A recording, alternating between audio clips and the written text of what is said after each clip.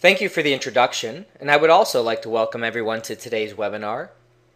Before I begin, I'd like to start with a short video highlighting a few of our customers.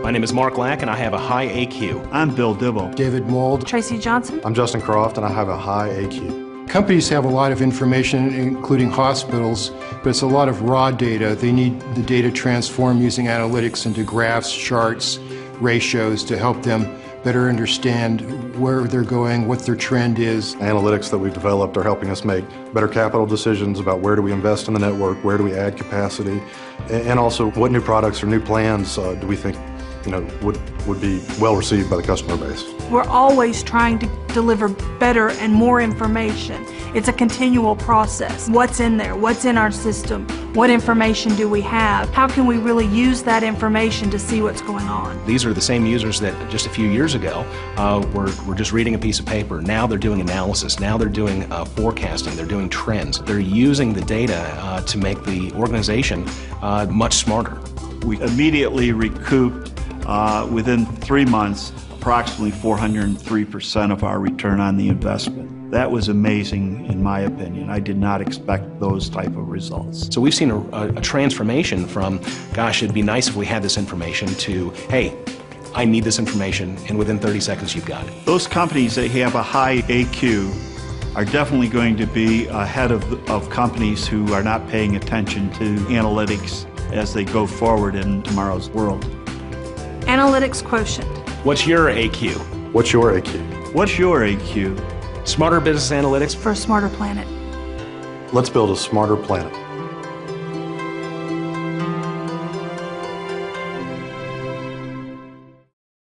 As you heard in the video, these companies who have committed to analytics have seen a great amount of success. Infinity Insurance stated they realized a 403% return on investment in just 3 months. Let's think about that. Not only did their project recoup the cost of their software purchase and implementation, but it led to additional profit for the organization. And this isn't a rare occurrence. An MIT study showed that top-performing organizations are more likely to utilize an analytical approach over intuition, and those that do this are 5.4 times more successful in the metrics used by their line of business application. Now those metrics are going to be different department to department. In customer service, they may see a decrease in customer churn. In product development, they may see lower risk. And in marketing or sales, they may see a greater demand. However, the results across the board are likely to be outstanding. Take a few more examples of these successes. Omnicom increased their cash flow by decreasing long-term accounts receivable debts by 4%. Malt-O-Meal had over $13 million in cost savings, primarily driven by supply chain improvements due to analytics. Richmond Police detected crime patterns and lowered homicide risks.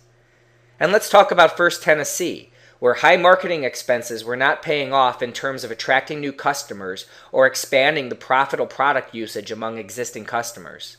This created great frustration, because they believed they had all the relevant data on customers, but they didn't know how to apply it, and ultimately use it to drive their business's financials.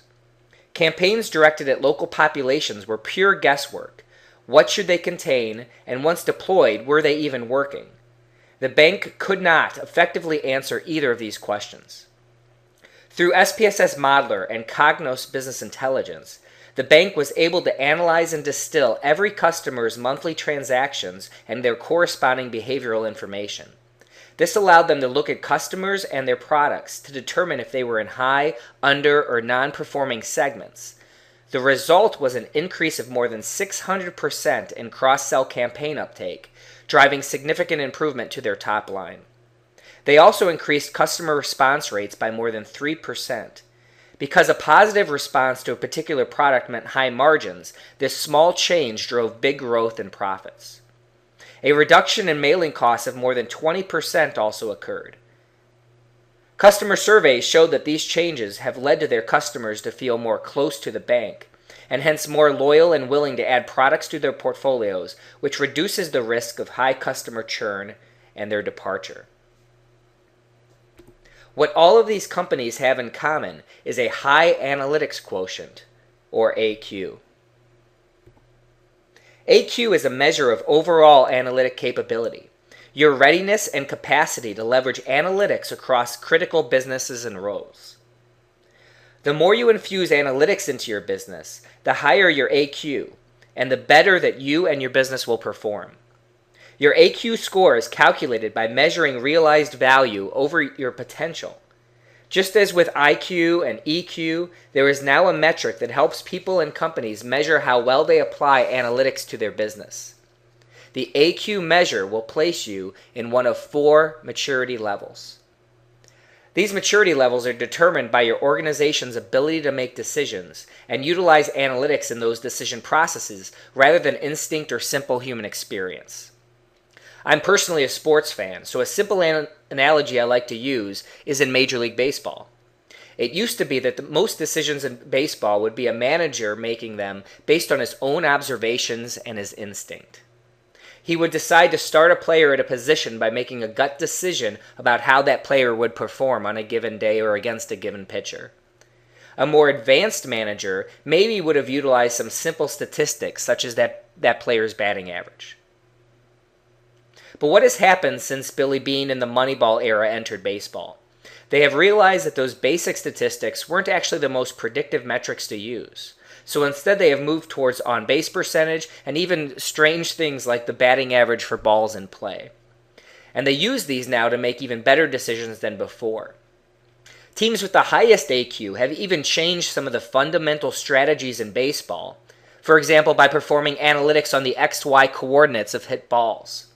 Just last week I was watching a game and I actually saw a 6-9-3 double play. 6 being the shortstop, 9 being the right fielder, and 3 being the first baseman.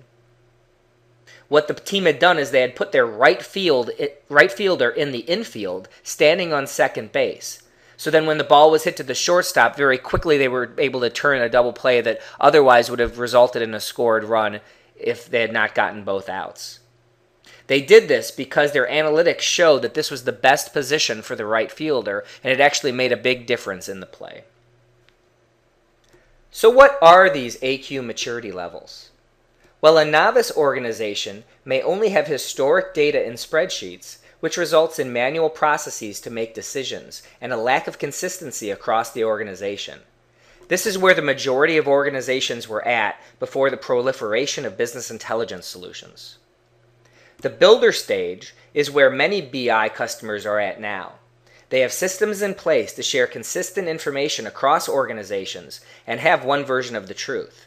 However, they typically are still making decisions based on a human view of this historic data. For example, individuals looking at reports and trying to decipher them, and maybe missing patterns in their business that are not obvious at first glance. Leaders in AQ are organizations that have begun to implement advanced and predictive analytics into their business, and thus are able to look forward as much as they look past. This is an area we're going to focus on a lot for the rest of the webinar today.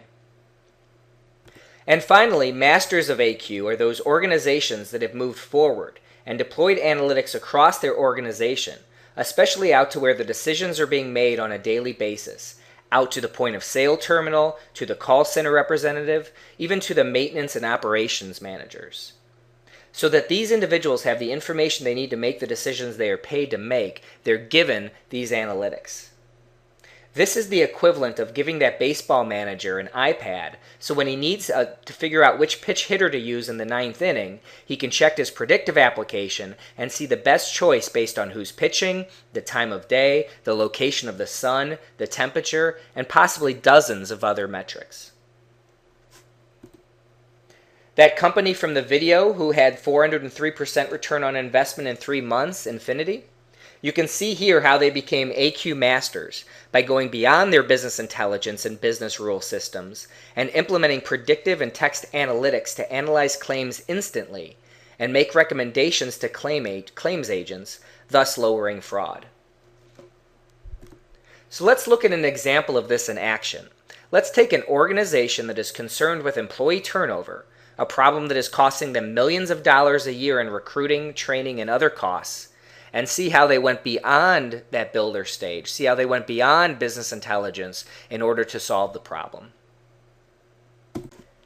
When faced with this problem, the organization has decided to task a number of human resources analysts to start to do some analysis within their business intelligence solution to try to get to the bottom of why employees have traditionally left. Their hope is if they can find a target population of employees that is at especially high risk, they can target those employees with retention bonuses in order to keep them in the business and thus save having to recruit new employees and send those new employees through training. So in their mind, these retention bonuses would be a great cost savings over the equivalent costs of finding new individuals. So the human resource individual may run an HR report showing their current employees, such as what we might see here.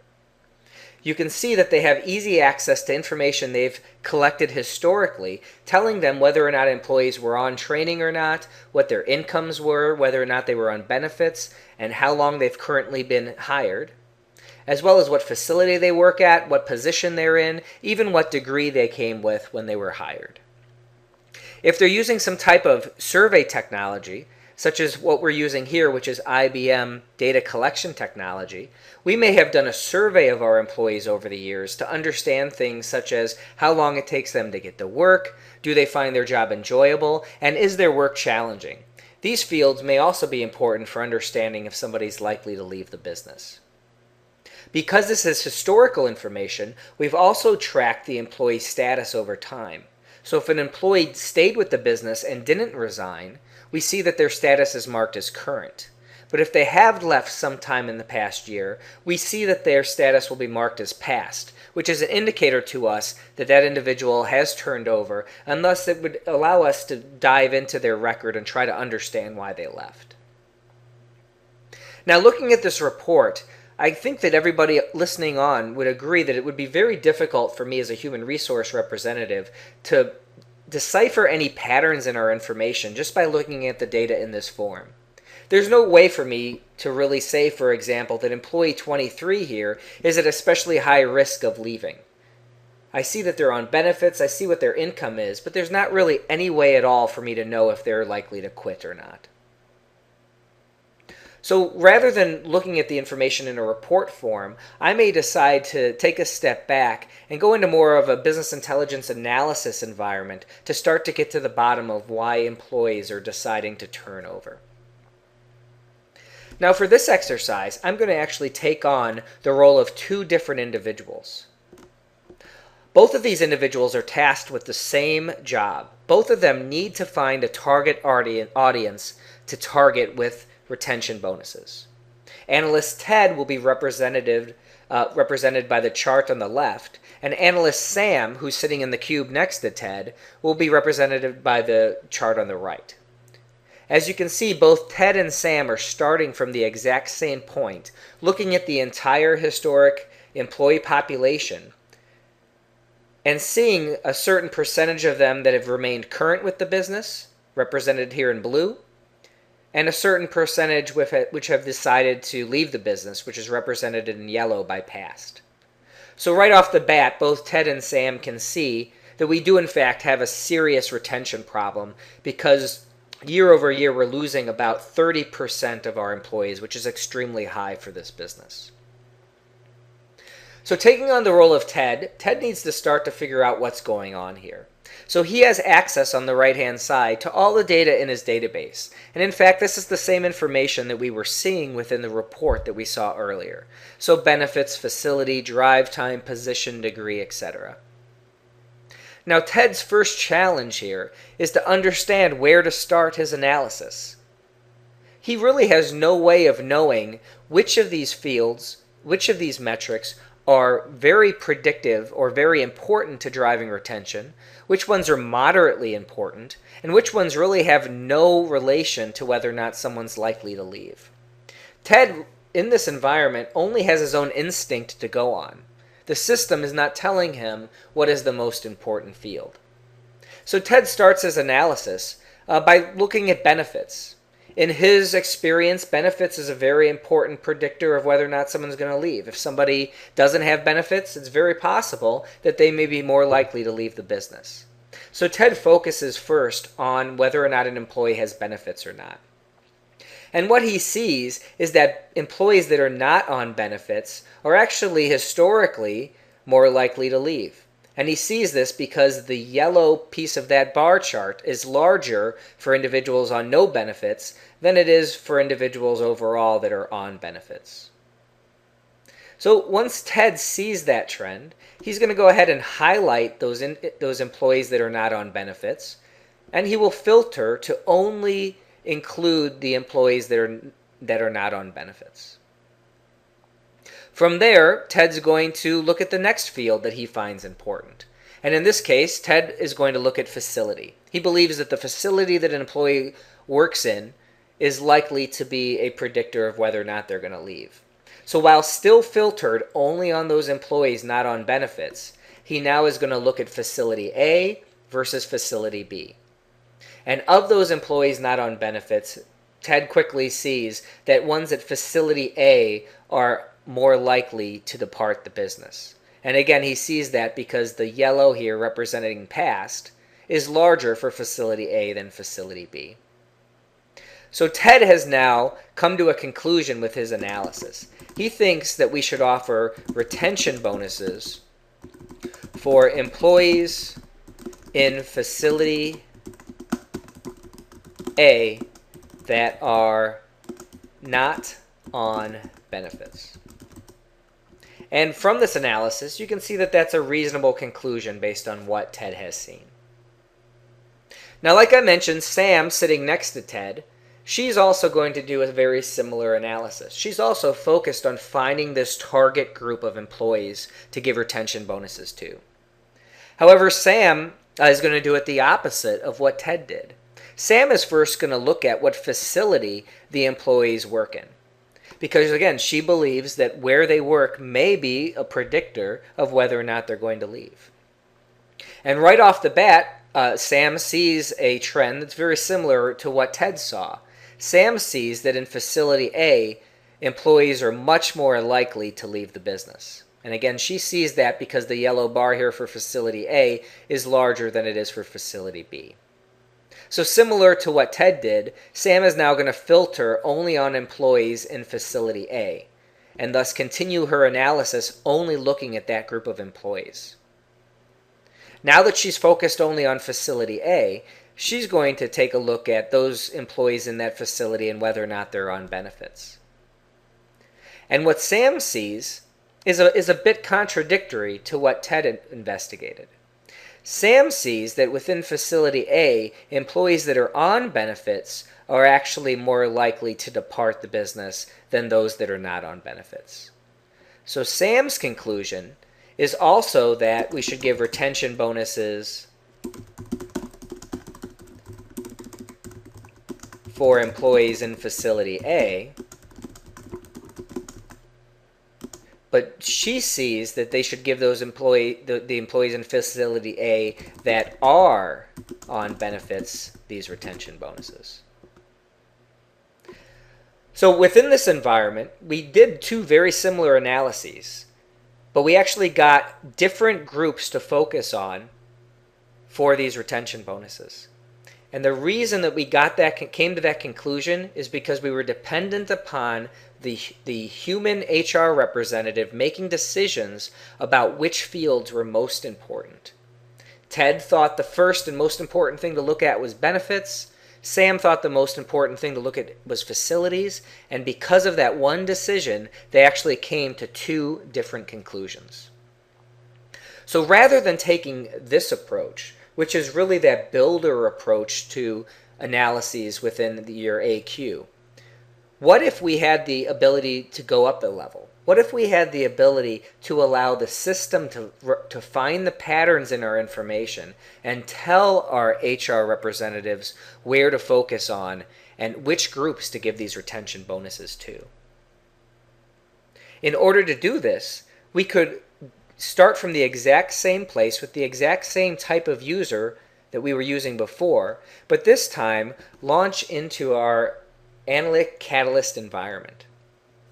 This environment really is one that will help bridge the gap between business intelligence and advanced analytics. It allows your business intelligence users to gain special insight into their information to help them make decisions, such as the HR problem that we've been talking about so far today. And as you'll see, they do it from a very easy to use interface. So the first step really is to add the data that you want to have the system focus on and upload it into the system. In this case, we're going to take that exact same data that we were looking at within Cognos, and we're going to upload it into a package that we will call employee churn.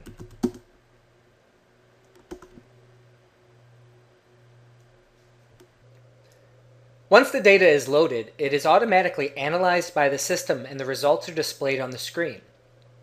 What happened behind the scenes here is that our predictive engine automatically performed bivariate analysis against all of the data to understand the relationships between these metrics and our target field of employee status. Thus, we are shown results telling us the most important relationships within our data.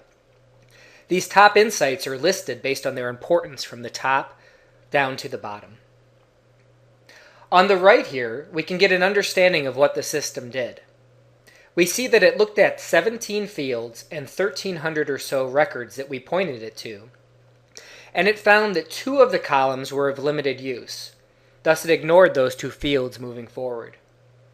Of the 15 metrics remaining, it looked at 91 possible pairings and found that 39 of these combinations were statistically relevant. Now that we understand what was looked at, we can begin to look at the results. We will come back to these top insights in a few minutes, but first let's explore the relationship we were looking at in our BI environment. We can select the 3 fields we were previously investigating: employee status, benefits, and facilities. As you see, when we select these fields, the insights on the right-hand side change automatically. These top insights now show us in a visual way how employee status is influenced by facility and benefits. This first one is a word map, and right off the bat I can see that the word facility is much bigger than the word benefit. This is a visual clue to me that the facility field is much more impactful to whether somebody leaves or not than the field benefit is. In business intelligence, I had no way of knowing this, but right off the bat here I can see its importance. Now quickly we are seeing some terms pop up that not all business users may understand, such as the term associated here in the statement that employee status is associated with facility and benefit. One of the nicest things about this solution is that it is designed so that these users have easy access to definitions of terms that they do not understand. For example, if I click on the word associated, I'm given a pop-up definition. If that isn't enough, I can click on Learn More to go to online help explaining to me what this means with links to related concepts. Going back to my insights, I can click on this bottom insight, and it tells me that logistic regression was used. And what it found was that the combined effect of these 2 inputs, facility and benefit, had more influence on whether or not somebody left or not than either one of them did individually. So in just a few seconds, of just a few minutes here, I have found out that facility is more important to whether or not somebody is going to quit than whether or not they're on benefits. And I've also found that the combination of where they work with if they're on benefits or not is even more important. Finally, I can switch my view to understand a little more about how this interaction plays out. By turning on the statistically expected values, I see some very interesting trends. I see in Facility B, for employees with benefits, there are less employees who actually quit than what would statistically be expected, which is shown by this dot. Conversely, in Facility A, there are more employees that quit who are on benefits than what was statistically expected. As the HR analyst, this brings up some questions for me. Is there something different between the benefits at these two facilities that is making some employees stay and some employees leave? It may be that we have different insurance companies at the two facilities. What we may need to investigate is moving facility A onto the same benefit provider that facility B uses, and that will help us have less individuals leave. This is just one example of the type of business value we can quickly get from the insight produced in Catalyst. Now let's move back to the summary fields here and see the top insights overall that the system found.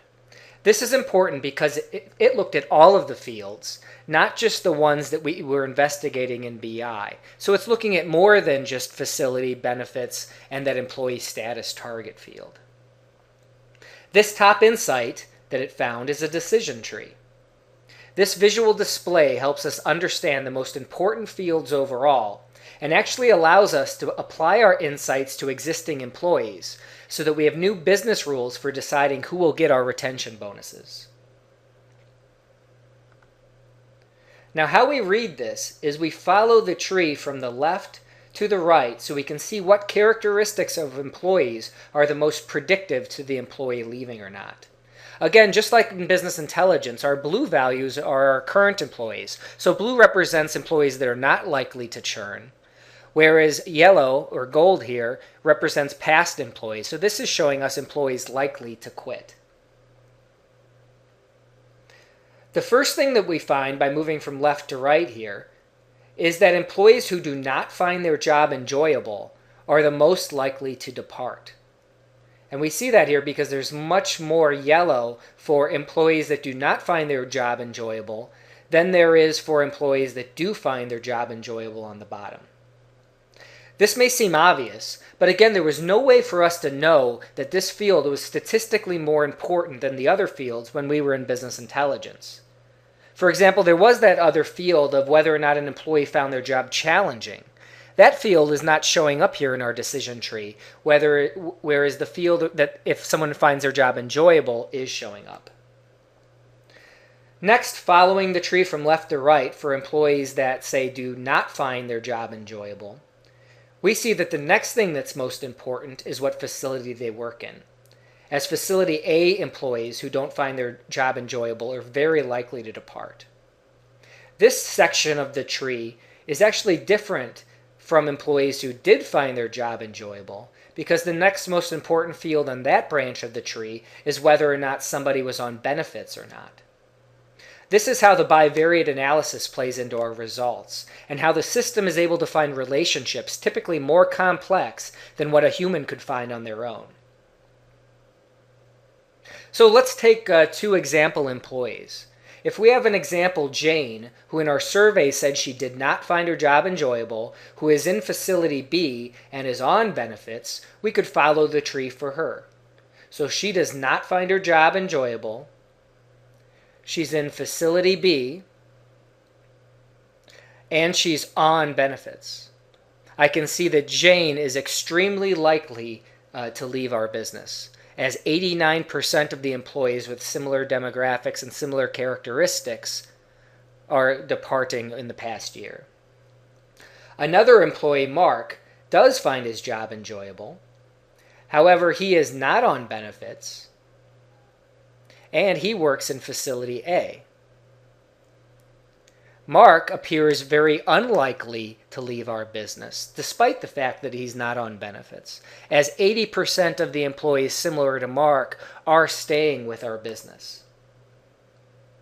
So you can see the application of these new business rules is sure to make a business impact in our organization. It's going to save us money long term by not having to replace employees that are likely to leave, but not offering retention bonuses to people that are likely to stay. Thus, we're going to save money long term, and we're also going to keep productivity up in our facilities because we're going to have less turnover. So as you saw, in a very short period of time, we were able to find insights not available to us in a pure business intelligence environment. The combination of BI with predictive technology, and thus the increase of our HR team's analytic quotient, will make the organization more successful and drive significant improvements in our potential revenue and expenses. Thank you so much for your time today. To learn more, please visit this URL and find out what's your AQ. Thank you.